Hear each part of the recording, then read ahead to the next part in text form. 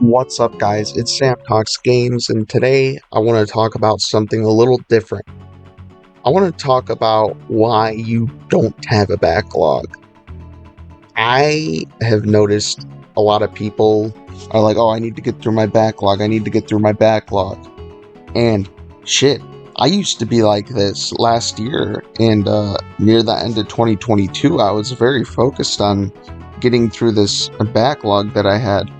But I came to a realization recently that it's more about the journey, not the destination. And I'm going to talk a little more about that today.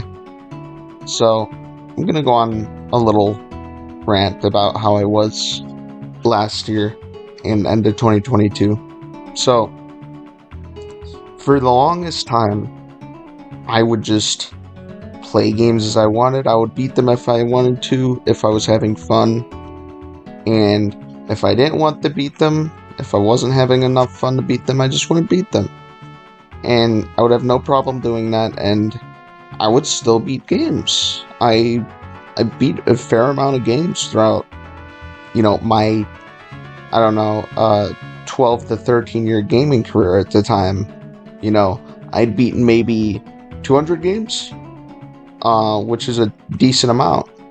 But then in late 2022, for some reason, so what I was doing was I was trying to replay the Xenoblade games in preparation for Xenoblade 3, and I gave myself very little time to play them before Xenoblade 3, and I beat them very fast. I still beat them before 3, but, it's pretty clear I rushed them on the replay, and that kind of got me in the mindset of like, oh, let me get through my backlog super quick so I can, get to the next game. But the reality of the situation is you are playing what was once the next game. So it's not really worth obsessing over finishing your backlog.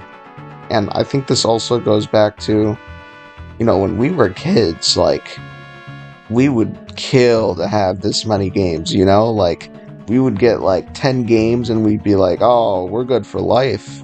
This is crazy. And I think we need to get back into that mindset. And while it's true that we'll never experience games the same way we did as a kid, I think we can try to appreciate games more than we have in the modern day. I'm going to explain a little more about my experience as well. So, yeah, late 2022, I started like going through games really quick. I went through the Resident Evil games really quick. I went through Cyberpunk 2077 real quick. I just wanted to beat games quick for some reason. I wanted to do the frantic rush rather than the slow journey. And throughout most of 2023, I also did that same thing. Up until Tears of the Kingdom came out, I also rushed that one a little bit. But Tears of the Kingdom was a little bit of a wake-up call for taking more time with games, and furthermore, Final Fantasy X and Yakuza 0 were also big wake-up calls. And now where I'm at in 2024, I don't really care about rushing games anymore. It just adds unneeded stress. But moving beyond that, I just want to talk about the backlog as a whole. Why do we call it a backlog? A backlog is like work you need to do, and games should be the opposite of that. Games are absolutely not things that you need to do.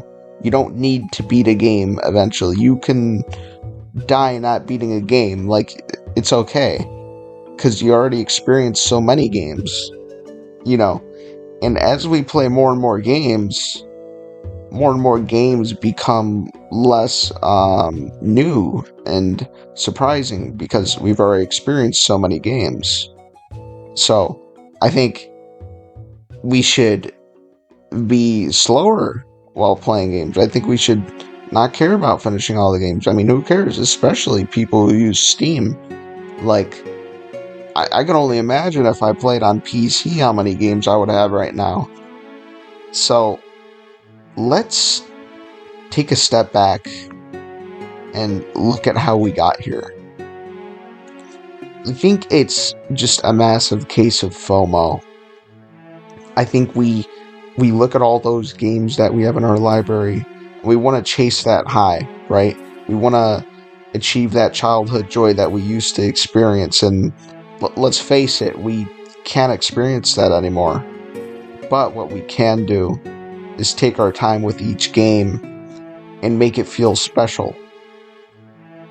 I think if we try to play every game, if we try to finish the backlog, especially if you put like a time limit on yourself or something, that like I did in 2023, I think it only ends in you massively diminishing your experience of that game. Like, it's seriously bad.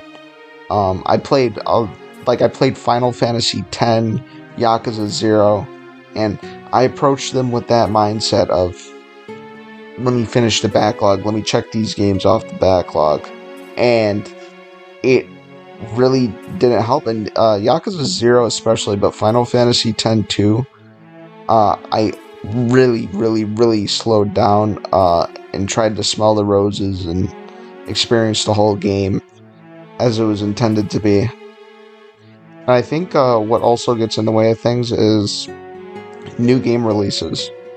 So I think right now is actually a really interesting time for new game releases, because there's so many new games coming out that I can't beat the new game before the next new game comes out.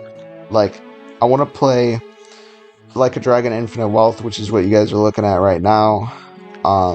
Persona 3 Reload, which is already out, but I haven't gotten to play yet because I'm not done with Infinite Wealth. And then Final Fantasy VII Rebirth at the end of the month. This is completely skipping over Grand Blue Fantasy Relink, which is a solid game from what I've heard. It's, an 8 out of 10 just isn't good enough in this time of the year, Stellar Blade, Eden Chronicle, Metroid Prime 4, 3D Mario. There's going to be so many games coming out. You can't play every game. You have to pick and choose between the new games. So how do you expect to finish your backlog if you have to pick and choose with the new games?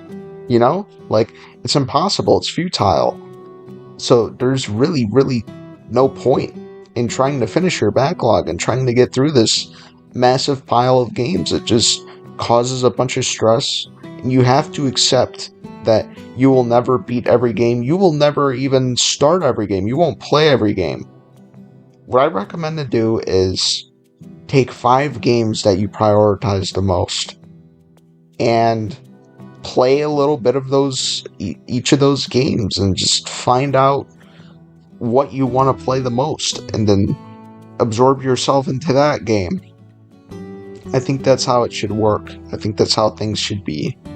And I think we can get close to that childhood joy we used to experience if we take more time to soak in the experiences that we have, like I did with Yakuza 0, Final Fantasy X, and Tears of the Kingdom. But yeah, thanks for watching. That's about it.